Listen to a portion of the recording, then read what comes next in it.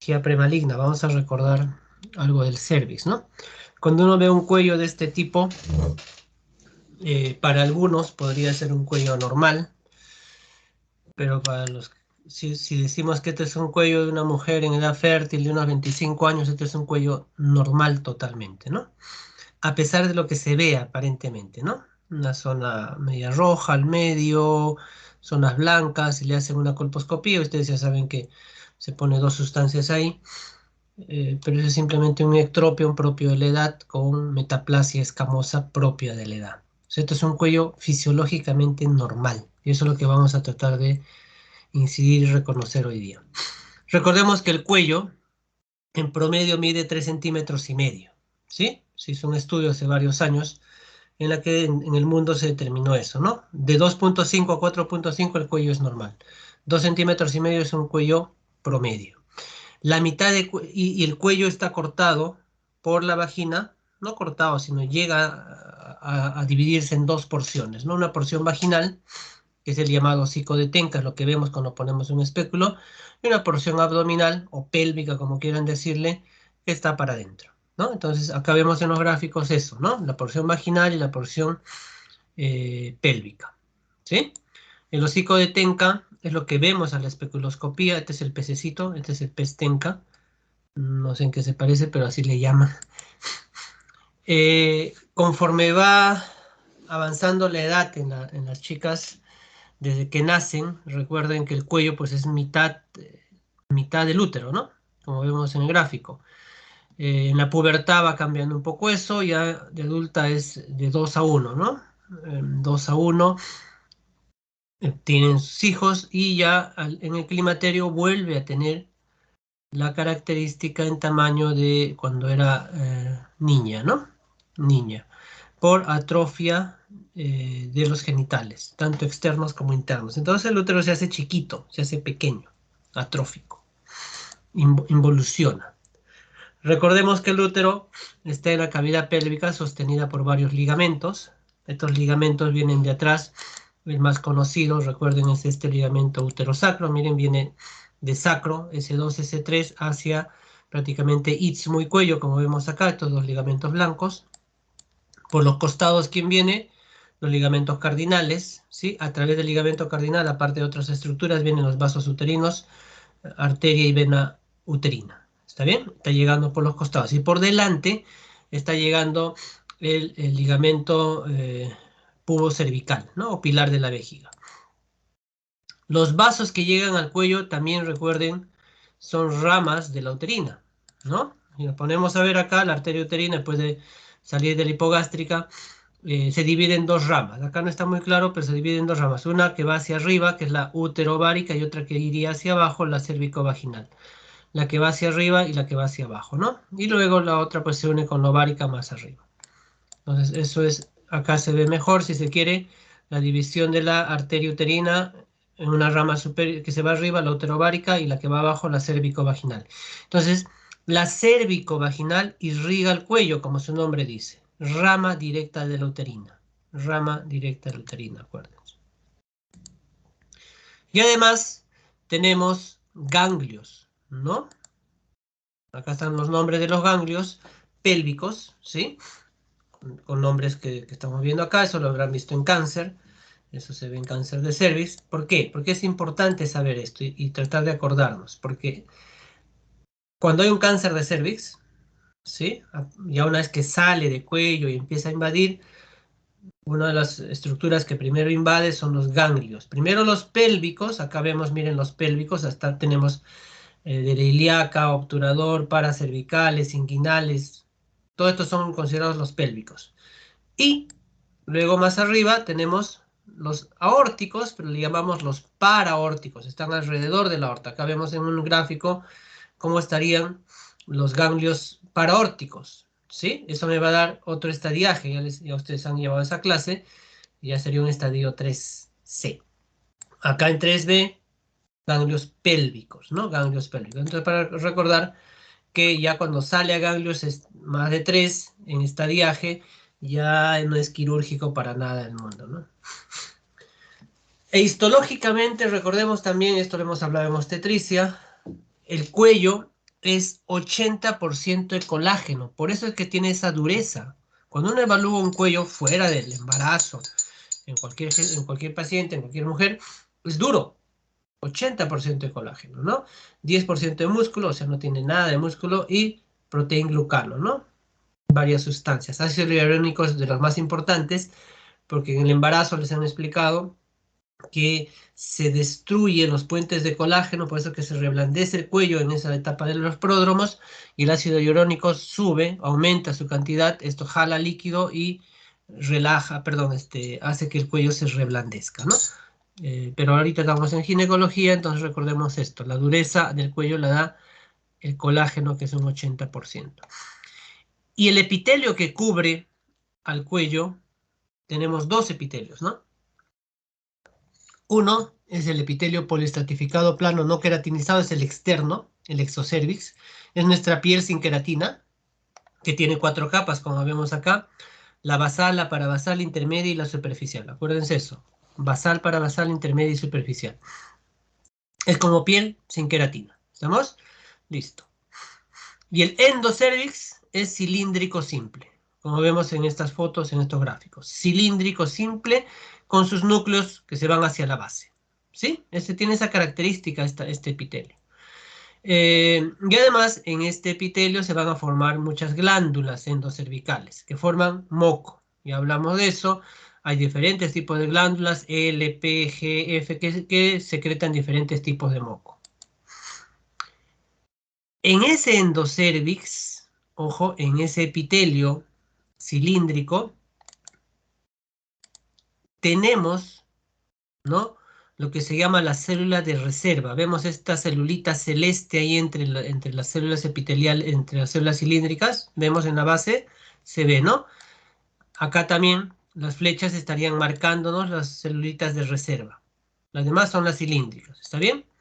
Estas células de reserva tienen la gran importancia de hacer o producir metaplasia escamosa. Ojo, la importancia de la célula de reserva es producir metaplasia escamosa. Ahora vamos a entender qué cosa es eso. Y en la unión entre el endocervix con el exocervix, que es lo que vemos, ¿no?, que es más grueso, mira, es un epitelio de casi 20 a 30 capas, se dice. En la unión, esto sería la unión escamo-columnar. Unión escamo-columnar. ¿Está bien? Por el nombre que dice, ¿no? Epitelio escamoso con columnar. Unión escamo-columnar. En donde está el S2, si se quiere, ¿ya? Eso sería la unión escamo-columnar. Y miren abajo, en la foto, cómo se vería una unión escamo-columnar. Doctor, ¿por qué está medio rojito al medio? Porque eso rojito del medio estamos viendo la parte interna del cuello. Lo que es rosadito es la parte externa del cuello. ¿Por qué se ve rojito? Miren esta hipodermis, la dermis. Detrás de los epitelios, ¿qué hay? Vasos. Los vasos dan la coloración de ese epitelio, de ese tejido. Como acá hay como 20 a 30 capas de células, tapa los vasos. Entonces no se ve rojo, se ve rosado, como vemos abajo. Acá, en esta parte del epitelio glandular, es una sola capa de células. Por ende, los vasos van a verse. Por eso es que, repito otra vez, acá se van a ver los vasos, es una sola capa, acá hay muchas capas. Entonces, cuando se ve por dentro, se ve así, rojito. Eso es normal. Estamos viendo el endocervix, un poquito de ectropio, ¿no? Una leve versión. Cuando las niñas empiezan a menstruar por los cambios hormonales, el epitelio endocervical, ese epitelio que estamos viendo de acá arriba, endocervical, lo de adentro, se vierte, sale, todo ese epitelio sale, ¿sí? Sale cuando estaban púberes las chicas. Y todos esos primeros años, hasta los 25 en promedio, a veces algunas hasta los 30 años, ese epitelio que salió, que es de una sola capa de células, ¿sí?, que se llamaría ectropion porque se vertió, salió ese epitelio, ¿está bien? Ese es el famoso ectropion cervical. Va a estar expuesto a la acidez vaginal que ya tienen las niñas cuando ya empiezan a menstruar, a las bacterias que va a haber en vagina normalmente, Entonces, como se expone a esa acidez y a esas bacterias, esta eversión o ectropión va a empezar a cubrirse con un tejido de protección. Ojo, tejido de protección metaplásico. ¿Gracias a quién? A las células de reserva que habían en este epitelio. ¿Se acuerdan esas celulitas triangulitas que habían en el epitelio? Listo. Esas celulitas van a empezar a cubrir lo que se vertió. Acá vemos en una foto mucho más elocuente, ¿no? Miren, miren, tremenda versión. Esto parece patológico, ¿verdad? Parece, pero esto es normal en una joven de mayor de 18 a 25 años. Esto es normal. Sería anormal que no veamos esto. Todas pasan por esto, todas. Esto es ectropio, una inversión. Tu epitelio interno se salió, se ve así circunferencial. Ojo, tiene que verse así circunferencial, redondito. Si no es otra cosa. ¿Estamos? Y esto poco a poco va a ir cubriéndose, porque esto está expuesto a la vagina, va a ir cubriéndose de un epitelio escamoso o metaplásico, perdón, que a la larga va a cubrir totalmente. Miren acá, ¿por qué se ve rojo? Recuerdan que les dije hace un ratito, miren el gráfico de abajo, chiquitito. Los vasos se ven, en el otro no se ven los vasos, por eso es que se ve rojo. Pero es normal esto, es un ectropio. El problema es que la gente por desconocimiento y malos colegas, malos médicos, malos ginecólogos, por supuesto que los hay, se aprovechan de esto, le muestran en una colposcopía esto a cualquier dama y por desconocimiento te dicen, mire señorita, tienes una herida grande, hay que cauterizarte, hay que hacerte biopsia, hay que hacer esto, lo otro, crioterapia y un montón de cosas. Y ya te fregaron, ¿no? Como ves que está grande, rojo, parece una herida, y esto imagínense que lo tienen todas, se aprovechan de eso. Yo lo sé porque yo manejo mucho esta área de patología de cuello y en mi hospital y en la clínica, entonces veo esto a diario. Me da pena, pero hay malos médicos que se aprovechan de esto, ¿no? En una colposcopía lo ve en pantalla de gente, miren, tremenda herida, señora, señorita. Ah, que hacer crioterapia, solo 1.500 solcitos. Pobre paciente, no necesita nada. Simplemente es que esto va a cubrir solo, ¿no? En unos años. Pero eso es malo. Y luego, con el paso de los años, después de que ya la mujer entra en climaterio, esto ya se ha cubierto, esto que se cubrió, se vuelve a meter. Esto ya es un cuello de una mujer que ya tiene por lo menos unos 55 a 60 años. Ya lo vemos atrófico, pálido, ¿no? Y todo lo que se había vertido y cubierto ya se vuelve a meter. Eso es normal, eso es una evolución natural en toda mujer. Ojo, esto es natural en toda mujer. Eso que se vertió, retrocedo, todo esto rojo que estamos viendo que se salió, se vertió en tu adolescencia, en tu pubertad, y va a empezar a cubrirse, se llama zona de transformación cuando se cubre de un epitelio metaplásico. Se va cubriendo, ¿sí? Acá vemos, por ejemplo, este cuello ya se cubrió de un epitelio, se nota más blanquito, no sé si se dan cuenta, medio blanquito, ¿no? Se cubrió de un epitelio metaplásico, eso que estaba rojo en el gráfico anterior. Entonces, esta zona cubierta se llama zona de transformación. Es un epitelio nuevo, metaplásico, nuevo, sano, obviamente. Pero el problema es que como es un epitelio metaplásico, si yo me contagio del papilomavirus, prefiere el papiloma este epitelio para reproducirse. Por eso es que la zona de transformación es la zona donde más cáncer hay, ¿no? De cuello uterino, cuando este se presenta. Y la zona de transformación es esa, pues, ¿no? Mira, acá en este gráfico, por ejemplo, estamos viendo cómo se da la metaplasia, ¿no? Se vertió, salió las glándulas, el epitelio glandular o cilíndrico, y miren, el epitelio metaplásico la va a empezar a cubrir. Y en ese interín va a cubrir glándulas o no. Eso que se vertió también tiene sus glándulas, entonces cubre glándulas. Y cuando cubre la glándula y no puede botar su secreción, se llena de líquido o del moco en este caso, ¿no? Porque es glándula cervical. ¿Y cómo se llama esto? Quiste de Nabot, huevo de Nabot. Y así lo vemos, miren una foto, blanquito, que está ahí detrás. ¿Eso es patológico? No, doctores, no, doctoras. No es patológico, es normal. Todas las mujeres lo tienen, algunas más que otras, pero es normal, parte de tu metaplasia, parte de esa epitelización que has sufrido. Acá miren, vemos otro ectropio que ya se está cubriendo con epitelio blanco, ¿sí? Entonces, acá vemos un ectropio grande, ¿sí? Se ve claramente cómo es el epitelio. Se salió. Y por los costaditos, si ven, hay una cosa, un tejido blanco ya. Eso es lo que está cubriéndolo. El epitelio metaplástico. ¿Va a demorar años? Por supuesto. Años. Pero es así. Es propio del desarrollo en toda mujer. ¿Ya? Entonces recuerden, chicos, se produce un ectropio, se vierte el epitelio, ese epitelio va a ser cubierto en años, hasta los 25 o 30 años máximo, por un tejido, epitelio, perdón, metaplásico, que lo va a cubrir, ¿ya? Y cuando ya lo termina de cubrir, esa zona se llama zona de transformación, normal, zona de transformación. Entonces, en otro gráfico, para que recordemos que la zona de transformación es ese epitelio cubierto. ¿Y qué encontramos en esa zona de transformación o cómo es?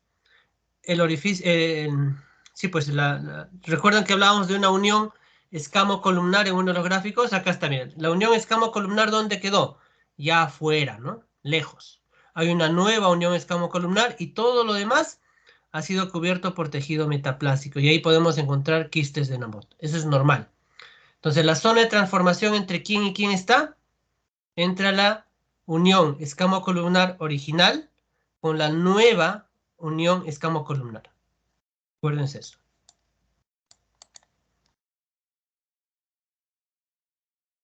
¿Y gracias a quién se producía la metaplasia? A la célula de reserva, lo dijimos, ¿no? Entonces existen varios tipos de metaplasia, como pongo acá. Lo que nosotros nos atañe, si se quiere, es lo que se llama la metaplasia fisiológica o indirecta, ¿no? A partir de células de reserva. En este caso, es lo que pasa en cuello es una metaplasia fisiológica, no patológica, ¿ya? Entonces, gracias a quién? A las células de reserva, ¿no? Entonces, en esta metaplasia, la llamada metaplasia epitelial, porque va a formar un epitelio que va a cubrir todo el anterior, tenemos la metaplasia escamosa en este caso, ¿no? Hay otros tipos, pero vamos a ver la metaplasia escamosa. Entonces, el epitelio va a empezar a regenerar, ¿no? Pasa por etapas, ¿ya? Inmadura, la parte final, y ya cuando termina de cubrir todo, tenemos que se vuelve a ver las capas que antes tenía, ¿no? Ese epitelio. Acá vemos algunas fotos de metaplasia inmadura. Miren, el epitelio, esto es una joven, obviamente, 20, 25 años. Miren cómo se va cubriendo. Lo que estaba rojo se va cubriendo por partes, ¿no? Hay inmaduro. Acá miren, vemos este cuello. Parece raro, parece alterado. Ojo, acá no le han puesto nada. Esto no tiene ácido acético, no tiene nada. Así se ven los cuellos cuando está en proceso metaplásico. ¿Sí? Se está cubriendo, ¿lo ven? Se ve clarito en esta foto. Eso que estaba rojo, ectropio, se va cubriendo de este modo. Acá vemos otra cobertura. Entonces, esta metaplasia se va dando en todas las mujeres. En todas las mujeres. ¿Ya? Y ya se considera madura cuando ya logra los planos que tenía el otro epitelio, ¿no? Los planos. O sí, ya forman los cuatro planos, ¿no? Vemos acá, ya llega a cubrir todo, por ahí cubre glándulas, se ven los quistes o huevos de Nabot, pero eso no es patológico, ¿no? Esto vamos a pasar. Entonces miren acá otras fotos. Entonces, ¿qué pasa? Cuando o el colega no maneja muy bien el área, o se quieren aprovechar de esto, entonces tú ves a una mujer con esto, parece una heridita, ¿no? Parece una heridita, pero veo que es metaplasia acá. Claramente se ve un tejido blanco. Acá no le han echado nada. Obviamente el tejido metaplásico, como está en división, ¿sí? No va a teñir. Entonces a veces le dice, mire, hay una zona alterada, hay que hacer biopsia, hay que hacer esto, lo otro. Y le vendieron otra idea cuando simplemente es tejido metaplásico, ¿no? Entonces acá lo mismo, un cervix normal. Los dos en realidad son cervix normales. Este es un cervix normal de una mujer más adulta, más de 30 años probablemente. Este es un cervix normal de una mujer debe ser entre 20 a 30 años, ¿no? Joven. ¿Sí? Ectropio, que va a empezar a cubrirse pronto. Si a esa zona llega el PBH, que es el papilomavirus humano, vamos a tener lesiones premalignas o malignas que ya tocaron con el doctor Max. El papiloma puede producir cáncer de cervix en el 99 antes decíamos 100%. Antes decíamos 100%. Ahora decimos 99.9 o 0.7%. Se han encontrado cánceres que no eran por papiloma. Rarísimos, claro. Pero en general decimos, miren, es uno de los pocos cánceres que tiene etiología. Ojo con lo que estoy diciendo. Todos los cánceres en el ser humano no tienen etiología. Tienen factores de riesgo. No porque fumes vas a hacer cáncer de pulmón. Hay fumadores empedernidos y no hacen cáncer de pulmón. ¿Me entienden? Entonces simplemente es un factor de riesgo. Va a tallar otras cosas. En cambio, en cáncer de cuello es prácticamente etiológico. Si no tienes papilomavirus, no vas a hacer cáncer de cuello. ¿Sí? También puede producir este virus otro tipo de cáncer, como vemos ahí en la lista, ¿no? Tenemos más o menos 200 tipos de papiloma. 200 serotipos. 50 atacan a los genitales y el resto atacan a la piel, ¿no? ¿Han visto esos condilomitas que a veces aparecen en la piel, en el cuello, ¿no? Ya, esos son papiloma también. Pero 50 son contagiados sexualmente, ¿ya? El papilomavirus es un virus DNA, ¿no? DNA que tiene la característica que todos estamos viendo. Es epiteliotrófico por naturaleza. En cristiano solo queda en los epitelios. Nunca pasa al torrente sanguíneo ni más adentro. Solo queda en epitelios. ¿Está bien? Por eso es que no hay un examen en el que me hagan de sangre y me detecten el papiloma. No existe, porque no pasa a epitelios. No pasa, perdón, a sangre. Solo en epitelio. ¿Dónde ataca, dijimos? La zona de transformación. ¿Sí? La zona de transformación, 95% de los cánceres se originan en la zona de transformación. La cubierta de este virus tiene, si se quiere, proteínas, es proteica, como sabemos, ¿no? Y tiene nombre, ¿no? La cubierta tiene varias regiones. Estas regiones tienen nombres propios, de 1 a E7, L1, L2, son cubiertas. Son cubiertas necesarias para la replicación y la transcripción del ADN de este virus.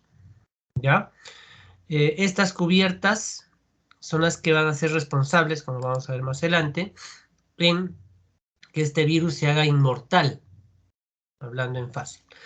Si vemos acá, estos genes que son parte de la cubierta, ¿sí?, del virus, muchas participan en la transcripción del virus, replicación del ADN, pero más abajo, si vemos, dice ligada a la transformación celular, ligada a transformación celular, ligada a P53, y la E7, activación de la transcripción y ligada al gen del retinoblastoma. Estas dos, cuando escuchen P53 y gen del retinoblastoma, son sustancias que evitan que nos dé cáncer. Estas las anulan. Si parte de su genoma de este virus tiene esa característica particular, ¿sí? Entonces sabemos que todo virus que entra a las células se mete al núcleo, replica el núcleo, forma proteínas, forma nuevos virus, salen de este y van alterando las células, ¿no? Eso lo sabemos. Para que este virus actúe, necesita llegar a la capa basal de ese epitelio. Recuerdan que la capa del cuello tenía, perdón, el epitelio del cuello tenía 4 capas, el externo estoy hablando, ¿ah? Basal, parabasal, intermedio y superficial. Este virus replica, o la prima infección debe empezar en la capa basal. Entonces debería, para ello, haber una lesión, no está muy claro mi gráfico. Entonces el virus debería entrar a través de una pequeña lesión o microlesión en el cuello, una heridita si se quiere, microscópica, llegar hasta la capa basal que vemos acá abajo, ¿sí? Y acá en rojito ya serían las células infectadas. Entonces acá en grande estamos viendo, una vez que llega a la capa basal empieza a proliferar. Y esa E6 y E7 se meten a esas células y van a empezar a actuar inhibiendo la P53 y el gen del retinoblastoma, que eran protectores, que eran Anticáncer, si se quiere, ¿no? Antioncogénicos, perdón, es el término correcto. Entonces acá vemos, miren, esos genes del virus, el E6 y el 7, E6 y E7, ojo con lo que estoy diciendo, degradan o alteran el P53, ¿sí? Y el gen del retinoblastoma, el gen del retinoblastoma, ¿ya? Que son proteínas supresoras de los tumores, evitan el cáncer, repito, y las suprimen estas. Entonces, ¿qué va a pasar con esa célula? Hay un término en oncología que se utiliza que se va a llamar, va a inmortalizar la célula. Suprimió todo y se inmortaliza. ¿Sí? Ay, perdón. Y cuando esté en ese interín de atacar a la célula y se metió al núcleo, una característica de la célula es que forme un halo alrededor del núcleo. Ojalá que puedan ver acá, está más clarito en el gráfico que dice B. Vemos en el B, está el núcleo, una cosa blanca que lo rodea y luego el resto de su citoplasma en medio moradito. Ojalá que lo puedan ver. En las otras no se ve muy claro. Esta célula se llama coilocito. Cuando el patólogo que ve, esto es un Papanicolau, ve en el Papanicolau un coilocito, el patólogo informa así a ciegas, PBH positivo. O sea, no ha visto el papiloma, porque el papiloma no se puede ver, pues imagínate, tendrías que meterte a ese núcleo y ver por dentro, ¿no? Tendría que tener un microscopio electrónico que no existe en Latinoamérica. Pero ve el cambio celular, ve la coilocitosis se llama. Entonces le informa, coilocitos, posibilidad de que tengas papiloma. Tienes papiloma. No te está diciendo que tienes una lesión premaligna, nada todavía, porque eso depende de los cambios, de otros cambios celulares, pero al decirte coilocito, ojo, en un Papá Nicolau tienes papilomavirus, ¿ya? Eso a tener en cuenta. Cuando nos infectamos del papiloma, ¿sí? Ya cuando deben pasar meses para que esa célula, ¿no? Actúe y produzca los primeros cambios premalignos. Y años para que sea, incluso llegue a cáncer, un promedio de 10 años se calcula, ¿no? Y para eso se requiere que el virus, de los 50 virus, sean los 20 virus que son oncogénicos, porque de esos 50, 20 más o menos son oncogénicos y los otros 30 no producen cáncer. Y para eso también requiero que el huésped, que la persona tenga la inmunidad baja, tenga lesiones en el cuello, constante cervicitis, constante flujo que hace que debilite ese cuello, tenga microlesiones y el virus se meta a la capa basal. Si está sanita, el virus puede estar años en tu cuerpo y no te produce nada. Nada de nada. Ojo con eso. La historia natural entonces es, te infectas en meses, persiste la lesión y te produce ya las lesiones menores, ¿no? De bajo grado, y en varios años, en 5 en promedio, lesiones de alto grado, y en 10 años, si eso persiste, podrías llegar a tener un cáncer inicial. Cáncer inicial. En personas con inmunidad normal, si se quiere. Perdón. Cuando hablamos de lesiones premalignas, hablamos primero de atipia celular. Las células se vuelven anormales. Miren, cuando hay esto, el 68%, casi 70% regresiona solo en 2 años. Las lesiones de bajo grado, casi el 50% regresiona solo, y las de alto grado, 35% regresiona solo. Hablando en fácil, si yo tengo una lesión de bajo grado, lo que hacemos nosotros, y eso es en general en el mundo, se hace un seguimiento por 2 años y el 50% se cura solita. Porque no existe cura para el papiloma. No existe, es un virus. No hay nada que te vaya a dar milagroso para que te cures. No existe, sería mentirles. Doctor, la vacuna es para prevención. Pero ya hay mujeres que tienen esto, te ayuda mucho para levantar tus defensas y con el paso de los años elimines esos virus que tienes. ¿Sí? Pero puede estar ahí, y si no, va a estar ahí el virus años de años, ¿no? Entonces, la historia natural en fácil es esto, ¿no? Yo me infecto, de 100 mujeres que se infectan de papiloma, se dice que el 20% hace lesión de bajo grado. De este 20%, de estas 20 mujeres que hicieron lesión de bajo grado, el 20% de ellas hace lesión de alto grado, es decir, 4. Y de estas 4 que hicieron lesión de alto grado, el 20% hace cáncer inicial. O sea, una mujer.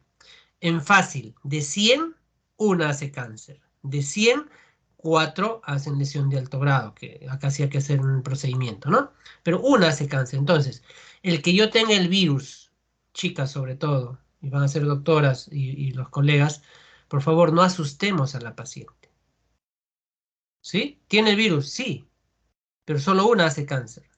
Y solo 4 hacen lesión de alto grado, que hay que hacer un procedimiento, una pequeña cirugía, que se llama conización. El resto regresiona, se cura sola. Hay que mejorar su nutrición, ejercicio, sus defensas. Con eso se cura. Y si persiste, hay que hacer una cirugía, ¿no?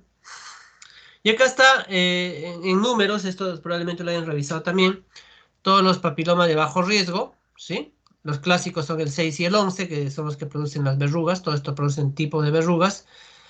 En cambio, los de alto riesgo son los que podrían producir cáncer.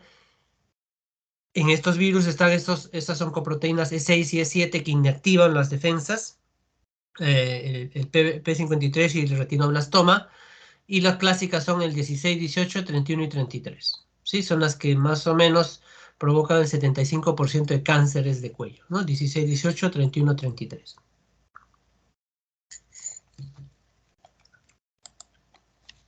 Ya les dije para que produzca cáncer, el virus, el papiloma tiene que entrar a través de una lesión o microlesión epitelial de ese cuellito hasta las células basales, como vemos en el gráfico.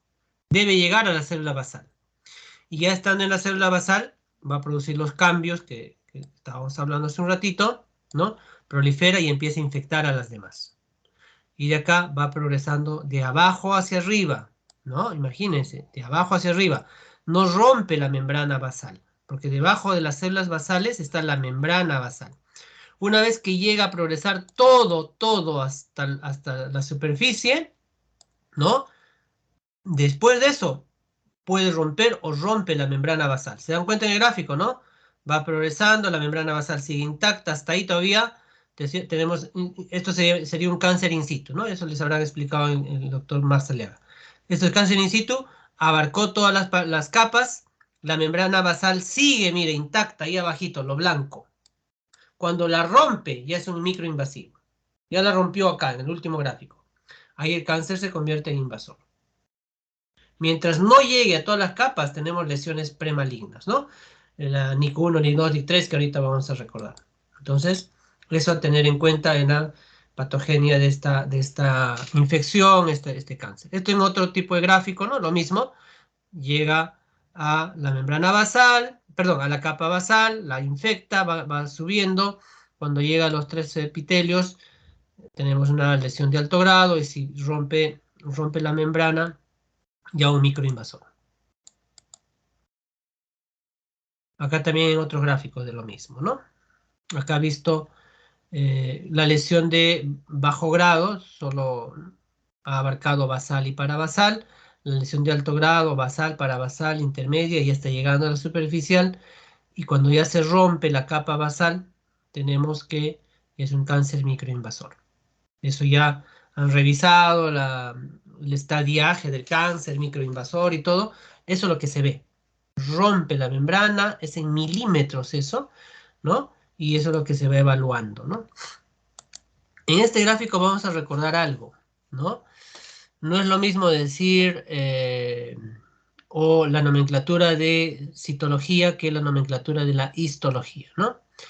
En la citología estamos hablando del Papa Nicolau. Recuerden que Giorgio Papanicolaou es un patólogo que vivió el siglo pasado, que sacó su propia clasificación de las células de ese cuello. Él le dio una coloración especial, por eso lleva su nombre, ¿sí? Es la coloración Papanicolaou, que permitía ver el núcleo, el citoplasma, las características del núcleo de una manera estupenda.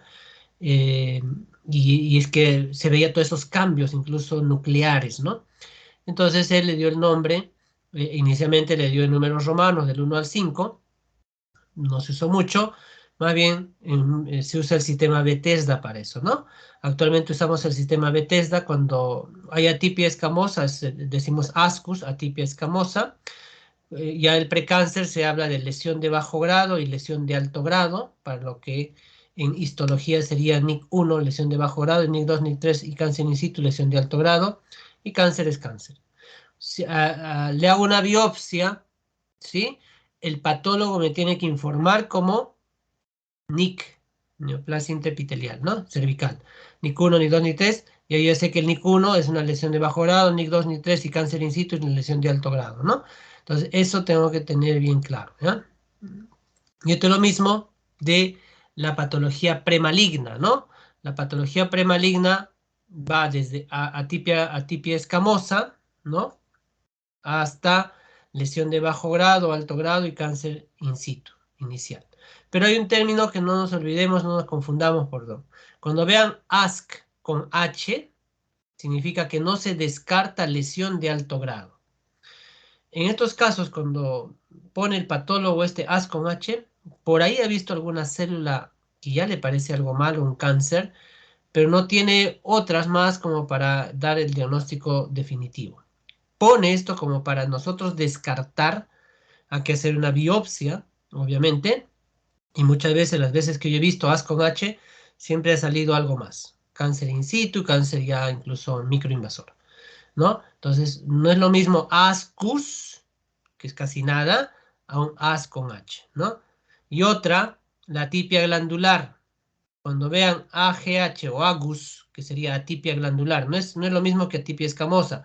Atipia glandular, está el patólogo diciendo, mire, en este Papa Nicolau estoy viendo glándulas alteradas, pero de donde tú tomas la muestra, la parte externa del cuello, ahí no hay glándulas, solo hay glándulas en el endocervis. Entonces, o es un problema de endocervis o es un problema endometrial. Cuando hay esto, lo que hacemos nosotros es tomar biopsia endometrial, biopsia endocervical y biopsia de afuera, del cervix, ¿no? Es mucho más grave. Entonces, hay que diferenciar estos precursores del cáncer, ¿no? Lesión de bajo grado, lesión de alto grado. En lesión de alto grado ya estamos hablando que es casi un cáncer. Hay que confirmarlo nada más para ver qué manejo se hace. Hasta acá se puede hacer incluso conización. Las lesiones de bajo grado, eh, hay que hacer un seguimiento adecuado por dos años, ¿no? ¿Se puede prevenir el cáncer de cervix? Sí, pues no. La prevención primaria parte de protegernos al tener relaciones, ¿sí? Hay factores de riesgo para claro. Los factores de riesgo, acá está la lista grande. Vemos lo que vemos para todo tipo de cáncer, ¿no? En este caso, más de una pareja sexual, inicio de relaciones entre los 18 años, fumadora, VIH, lo que baje tus defensas. ¿Está bien? Eh, Acá está en otro gráfico los factores de riesgo, ¿no? Que es lo mismo que estaba al otro lado. Se habla de los anticonceptivos orales como un mecanismo, como un factor de riesgo, porque aumentaría o incrementaría la exposición de la zona de transformación, ¿no? Está en estudio, está en debate, pero igual riesgo-beneficio debería cuidarse la mujer. El tabaco sí, ¿no? Sabemos todo lo que libera el tabaco, las toxinas, y eso sí se ha visto que actúa en el cuello, ¿no? Y otras infecciones, mutaciones, ¿no? De PVH. La vacuna ayuda, por supuesto, quizás la vacuna sea lo mejor para esto, ¿no? Actualmente, gracias a Dios, nuestro sistema de salud ha considerado a la vacuna para PVH como parte del sistema y están vacunando a las niñas, ¿no? Incluso a los niños, ¿sí? Mucho mejor. Entonces, esto evita hasta el momento el 100% de contagio. Ojo, 100% de contagio hasta los estudios, o sea, esto tiene años. ¿Cuántos años? Debe tener unos 25 años en promedio, que se inició con las dos vacunas clásicas, ¿no? El Cervarix y el Gardasil eran las dos vacunas clásicas, la competencia, dos casas. El Cervarix era de dos serotipos, 16, 18, y el Gardasil es de cuatro serotipos. Al final, te ponga la que te pongas, es igual. Hasta ahí ahora de 9 y todo, ¿no? Entonces sabemos que estas aumentan tus defensas, ¿no? Se recomienda incluso, lo ideal es antes de inicio de relaciones, pero actualmente se puede poner a cualquier edad, incluso con PVH positivo. Hay los tipos, acá les muestro las dos clásicas, pues, ¿no? El Cervarix, el Gardasil. Estas son las que surgieron, tenían 2 y 4, como les dije, y ya salió el Gardasil de 9, ¿no? El nonavalente. Mm, las pautas para esta, depende de la casa, ¿no? Este es de Glasgow, entonces depende, ¿no? Ponen al 0 mes y a los 6 meses, 2 dosis nada más, eh, suficiente con eso en la mayoría de casos, ¿no? Indicado en lesiones premalignas, vulvares, vaginales, anales, o sea, acá la indicación es, si tienes lesión, ponte. No me está diciendo ponte antes. Sí, es lo ideal. Es lo ideal. Pero si tienes, ponte. Va a mejorar tu defensa y probablemente elimine el virus. Ojo con eso. Ojo con eso. Y acá está las recomendaciones. Esta es una guía oncológica. Recomendaciones de vacunación frente al cáncer de cervix en mujeres fuera de los programas de vacunación. ¿Sí? Porque normalmente los programas de vacunación es que no haya tenido relaciones, no haya tenido esto, lo otro. Pero si leemos, dice mujeres sexualmente activas, ¿no? Que tengan riesgo de adquirir infecciones PVH, ¿no? Entonces, acá me ponen a todas estas mujeres, a cualquiera, en realidad cualquiera se puede vacunar, ¿ya? Entonces, a tener en cuenta eso. Y cuando se vacunan, ¿no? Va a subir tus defensas. Y en muchos casos va a evitar que esto progrese, ¿no? No pude ponerme la vacuna. Bueno, la prevención secundaria sigue ello, ¿no? Los métodos de detección temprana. Y ahí entra tallar Papa Nicolau, colposcopía, detección de PVH, inspección visual con ácido acético y todo lo que ya conocemos, ¿no? Se ya han hecho incluso una revisión de esto. Decía que Papa Nicolau es un médico patólogo que el año 1942 publica un estudio publica su tinción y el año siguiente con un ginecólogo publica la tinción para detectar cáncer de cuello uterino en un frotis cervical. De ahí se hizo famoso, los primeros que en su país no le hicieron caso y en Estados Unidos se hizo famoso este examen, ¿no? Y permitió detectar cáncer y evitar la muerte de miles y millones de mujeres hasta el momento. Ya saben la técnica, eso no voy a repetir. Hay muchos tipos de espátula para esto. Indicación, todas las mujeres, ¿no? De los 21 a 65 prioritariamente. ¿Hay las excepciones? Sí. La única contraindicación es que esté menstruando o que esté sangrando. No vas a obtener unas buenas células. Es la única contraindicación. Después, en cualquier momento puedes tomar. Doctor, pero dicen que no debe tener relaciones, no debe haber usado óvulos. Es relativo. Si crees que la paciente no va a regresar, tómale nada más la muestra. No es una contraindicación. Es una recomendación más que una contraindicación. ¿Está bien? Ya la técnica la voy a pasar, eso ya ustedes han revisado en extenso. La tinción, como les decía, el Papa Nicolau es una tinción, ¿no? De este médico que usó todos estos colorantes, por eso que las células se ven bonitas, pues, ¿no? Se ven bien, como para diferenciar. Y estos, miren, una foto, una foto de los coilocitos, decía que tiene un halo alrededor, ¿no? Entonces acá sí se ve más clarito, ¿verdad? Acá vemos, miren, esta célula está el núcleo, alrededor algo blanquito, un halo y luego el núcleo. Acá se ve mucho mejor y acá hay varios, ¿no? Entonces los coilocitos me está diciendo que hay virus en esa célula, pero no puedes ver el virus, ¿no? Pero ya por lo menos hay la sospecha. Y luego el patólogo va a ver la lesión de bajo grado con cierta característica celular que ellos saben y de alto grado también, ¿no? Entonces eso ya es para el patólogo. Esto es de un libro de oncología, ¿no? Siempre les digo, ojo, esto es un tema oncológico y por ende debemos conocerlo. Se dice que en menores de 21 años en realidad no debería hacerse Papa Nicolau. Pero hay excepciones, obviamente. Inicio de relaciones precoz, hay que hacer antes. Pero si inicia en promedio de 18 o 20 años, el virus empieza a actuar en las células en promedio a los 3 años. Entonces, si iniciaste, yo he tenido casos, no es broma. Una mamá trajo a su hija a la semana de haber tenido relaciones, semana, y estaba pidiendo que le hagan Papa Nicolau a la hija. Había iniciado sus relaciones y miren, en la ignorancia, la mamá estaba pidiendo Papa Nicolau para ver si la han contagiado y tiene cáncer. Esa es ignorancia total de la gente. Hay que explicarle, le explicamos, miren, ya se tranquilizó. Entonces, no, a los 3 años va a producir. Es un virus lento, lento de lento. Pero es rápido en las mujeres que tienen una defensa baja. Yo he visto cánceres de progresión rápida en mujeres VIH, por ejemplo. Mujeres que toman corticoide, diabéticas. En ellas, o sea, todo lo que baje mi defensa hay que verla de otro modo. No, no que es lento, ahí cambia la cosa. ¿Sí? Lo ideal es cada 3 años mínimo, ¿no? Hasta los 65 años. Y a partir de los 30 hay que empezar a hacer papilomavirus humano, ¿no? Y de los 65 descontinuar. No tiene sentido, siempre y cuando los últimos 10 años le haya salido negativo tanto sus papanicolaos como sus tamizajes de papilomavirus, ¿no? En este cuadro que está chiquitito está toda esa información, ¿no? De las escuelas de la Sociedad Americana de Cáncer, de la Sociedad de Colposcopía, de la Sociedad de Clínica de Patología y otras más sociedades que dicen lo mismo. Voy a acercar esta partecita. Inicio, 21 años, 21 años, 21 años. Entonces, ¿hasta cuándo? Hasta los 65, 65, ¿no? Cada 3 años, cada 3 años, cada 3 años. O sea, en el mundo es así. En Perú nada más, cada año, señora. Todos los años tienes que hacerte. Pero bueno, ¿por qué? Porque no tenemos la cultura de prevención. Tú le dices al año a la paciente y se aparece a los 5 años.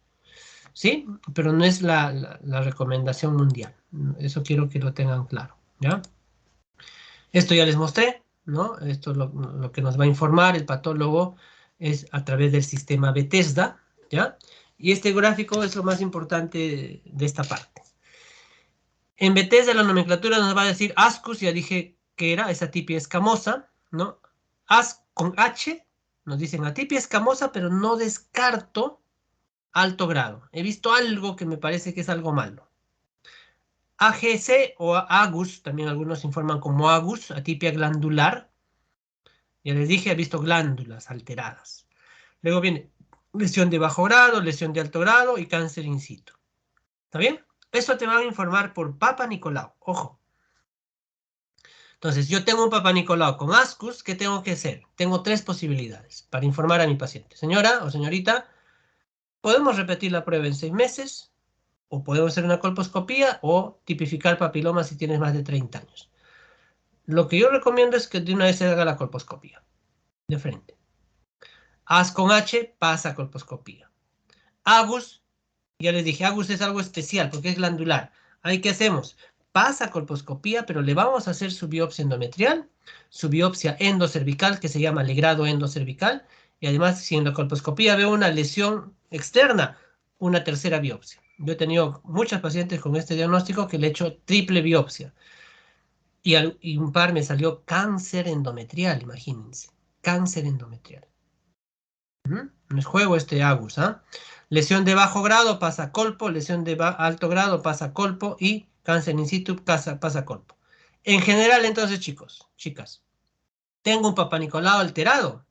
Si me olvidé lo que les estoy diciendo ahorita, de todos modos, todos pasan a colposcopía. Todos, si se dan cuenta, colpo, colpo, colpo, colpo, pasan. Y en colposcopía ya veremos si le hago la biopsia o no. Si no veo nada en un Agus, no, señora, no veo nada, todo sanito, no se hace biopsia. Chao, ¿no? Su control normal. Y solo en el Agus hago biopsia endometrial de grado endocervical. Si se memorizan, bueno, no memorizar, porque esto es algo que como médicos yo tengo que guiar a las pacientes, ¿no? Saber qué hacer a las pacientes. Vamos a estar bien, ¿no? Pasamos a la colposcopía, esto ya han hecho en práctica, ¿no? Se usa ácido acético y solución de Schiller que tiene el Lugol en su composición. ¿Estamos? Eso les han explicado. Pero este cuadrito sí me quedo, ¿no? La célula normal, si le quitamos todas las organelas, lo único que me interesa es que tiene glucógeno. Esos puntitos azules es glucógeno. En cambio, la célula normal que está en división no tiene glucógeno, pero lo que sí tiene es bastante proteína, porque está en división celular, tiene mucha proteína nuclear y citoqueratina. En cambio, la célula normal no tiene tanta proteína. Entonces yo le pongo ácido acético, ¿qué va a pasar? La que tiene proteína se va a poner acetoblanca. Ahí vemos abajo, miren. La que tiene mucha proteína se pone acetoblanca. Y si a esa zona acetoblanca yo le pongo la solución de Schiller que tiene Lugol y no pinta, no la tiñe porque no tiene glucógeno, tengo la sospecha de una lesión, ¿no? Entonces eso sí les han explicado, ya lo saben de memoria, pues, ¿no? Porque han hecho esa práctica. Esta parte voy a pasar. Acá son algunas fotos de colposcopías con resultados positivos, ¿no? ¿Para qué sirve la colposcopía? Para realizar biopsia dirigida, básicamente. ¿Ya? Se tipifica el PBH también, se toma una muestra con un citocepillo. Esto ya data de varios años, del año 83 se hicieron las primeras tipificaciones. Se toma como una muestrita y han ido mejorando cada vez, ¿no? Hay varios. El más clásico conocido es el test de Covas, ¿no? Que acá está en el tercera de este gráfico. El Covas, ¿no? Me detecta 12 serotipos más 2 de los malos, ¿no? No es que me detecta los 50. Hay unos estudios que te buscan los 50 serotipos, es mucho más caro. La mayoría te busca algunos nada más. El Covas es uno de ellos, pues es barato. Ahora un Covas está a 300 soles, ¿no? Ha bajado los costos si es que se desean hacer una clínica, ¿no? Entonces, por ejemplo, el Covas, les decía, te detecta estos 12 serotipos, ¿no? Eh, con 16 y 18 incluidos. O sea, 14 sería, ¿no? Eh, Doctor, pero falta, usted dijo 20 más o menos. Sí, pues faltan 6. Pero estos son los más comunes, si se quiere, ¿no? Entonces, esa es la característica del Covas. Hay otras, como le decía, que te buscan todas, las 50 te buscan. Acá está la lista, te buscan todas. Este es el laboratorio, por ejemplo, en Perú que hace esto, ¿no? El hospital mío trabaja con ellos, entonces nos buscan todo y la que encuentren. A veces es uno y a veces acá la lista es de 5 o 6, ¿no? Sea alto grado o bajo grado de cáncer, ¿no? Entonces te ponen todas. En patología premaligna, ya para terminar, esto sí vamos a hacer rápidamente, les decía, si tengo test de Papa Nicolau normal, pero PBH positivo, actualmente la recomendación es que pase a colposcopía. ¿Ya? Colposcopía. Si es ASCUS, ¿qué va a pasar? Tiene que pasar. Decía que hay 3 opciones, ¿no? Eso ya lo dije hace un ratito, pero lo ideal es que vaya a colposcopía. ¿Sí? En ASCUS lo ideal es que vaya a colposcopía. En AS con H no se descarta alto riesgo, pasa a colposcopía. Lesión de bajo grado, también pasa a colposcopía y hay que hacer biopsia de la zona de lesión. Eso no olvidar. ¿Ya? Se ve así, como unos mapitas blancos que no están elevados, ¿no? Se ven de este modo, ¿no? Esto que dice están con A, parecen unos mapitas blancos, de ese modo se ve las lesiones de bajo grado, ¿no? No están elevadas, tienen cierta característica colposcópica y hay que hacer biopsia de esas zonas, ¿no? Zonas blancas. En cambio, la lesión de alto grado ya se ven como que ya la alteración y los vasos llegaron a la superficie, ¿no? Veo como un punteado acá grueso, miren, un punteado grueso, ya los vasos, miren, acá también se ve un punteado grueso, ya porque los vasos han cambiado en este, ¿no? Ya llegaron a la superficie y se ve rojo, puntos rojos. Este ya es una lesión de alto grado, eso lo tenemos que reconocer en la colposcopía, ¿no? Lo que hacemos colposcopía. Se ven incluso más gruesos las lesiones, esto estamos repasando, ¿no? Ya han hecho esta práctica, se ven lesiones gruesas en alto relieve, si se quiere, ¿no? Entonces, eso a tener en cuenta. Cuando yo tengo diagnóstico de lesión de alto grado, sea NIC1, perdón, NIC2, NIC3 o cáncer in situ, ¿el manejo cuál es? Conización. Sea cono frío o sea cono lip. No hay otra. ¿Está bien? Entonces, esta parte lo va a pasar. ¿Y qué cosa es la conización? Es hacer una cirugía de cuello para sacar una gran porción de ese tejido tratando de sacar la lesión. Este es un cono lip. ¿Por qué se llama cono lip? Porque se hace con el asa lip, ¿no? Lo conectamos a un electrocauterio. Creo que el otro día no sé quién vio de mi práctica. Y cortamos. Miren, y va a quedar un hueco en el cuello, ¿no? El gráfico de abajo, por si acaso, ¿eh? Entonces, esto está conectado a un electrocauterio. Es una cita de alambre, pasa de un lado a otro y te saca, en un solo corte, te saca como una mantequilla todo ese pedazo de cuello. Y acá adentro, si vemos, adelante está la lesión. La idea es tratar de sacar toda la lesión. Nosotros lo mandamos al patólogo si nos dice, efectivamente es NIC 3, pero los bordes están libres de lesión. Listo, señora, curada. Empezamos de cero. Si me dicen borde comprometido, caramba, podemos hacer un recono, ¿no? Depende del caso. Y el cono frío es con bisturí en sala de operaciones. El otro lo podemos hacer ambulatoriamente. Este es en sala de operaciones. Es un poquito más cruento. Vamos con un bisturí y sacamos algo parecido a un cono, como vemos acá en el gráfico. Y luego ponemos unos puntos, que se llaman puntos de Stundorf, para cerrar eso. Entonces, son dos modos de hacer conización.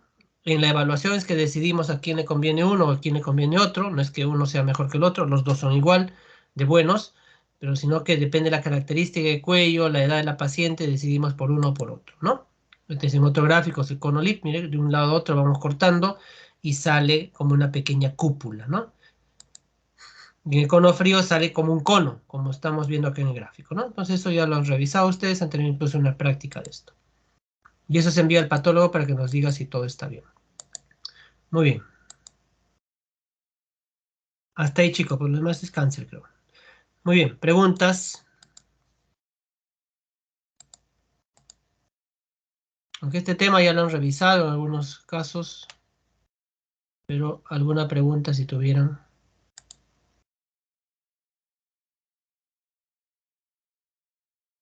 dudas. Doctor, Dime. ¿en todos los casos se hace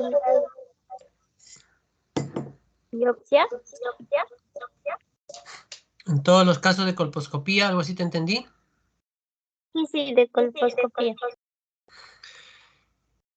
La colposcopía me va a ver los cambios celulares, ¿no?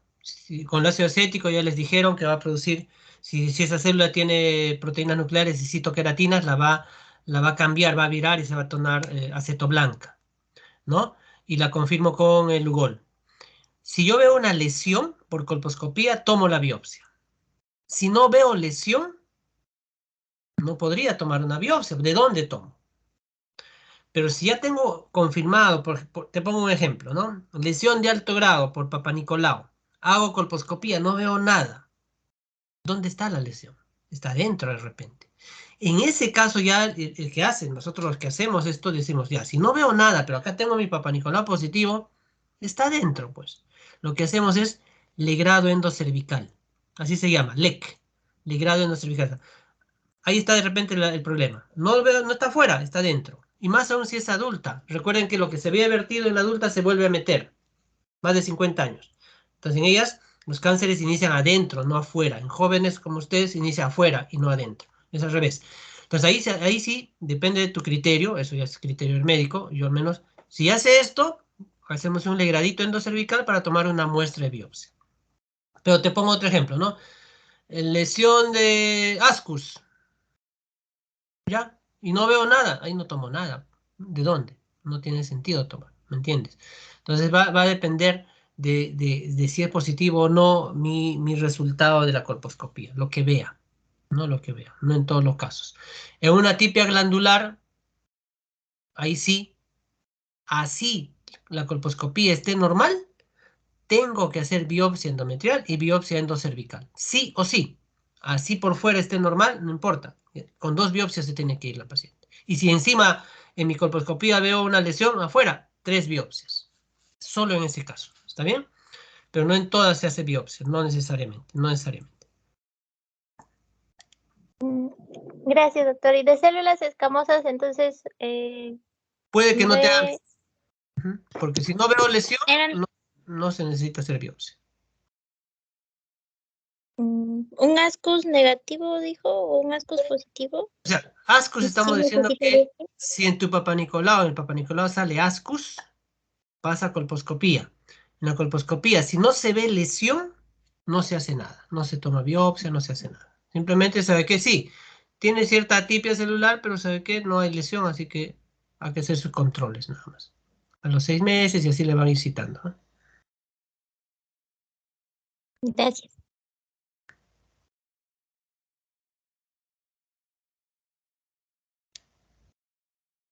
¿Alguna otra duda, chicos? Chicas.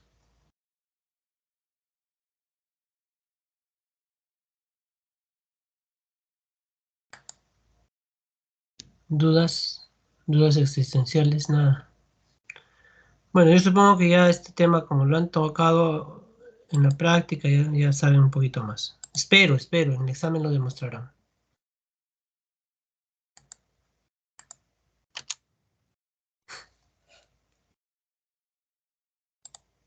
Muy bien. Voy a pasar al tema que era de esta semana, María, porque lo que hemos hecho es lo que me había retrasado.